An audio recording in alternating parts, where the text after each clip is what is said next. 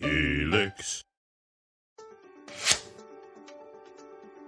Looking forward as well, talking to you today about how higher ed gets to its first 1 million student university. Now, I'm not talking about a Duke University of 1 million students where all million of them are living in some physical capacity in Durham, but a university of 1 million students in the future, especially coming out of COVID and this pandemic disruption, is going to be a virtual university. So there may certainly be satellite and ground facilities in different locations, either in the country or around the world, but primarily a 1 million student university is going to look like one that has a substantial virtual campus, meaning fully online programs, asynchronous, synchronous, hybrid options. So it'll be substantially filled out by students who are either entirely online learners or hybrid online learners in some form. That's how we get to a university of 1 million students in this day and age. Let's talk about the brand fear of going open access enough to be able to get to 1 million students. You know, people think, oh, geez, how could you serve 1 million students? The only way you do that is by lowering the academic standards of these institutions. Let me take a step back and just give everybody the global number here. There's about 7 billion people on the planet. 145 is about the average IQ of a Harvard student, which is considered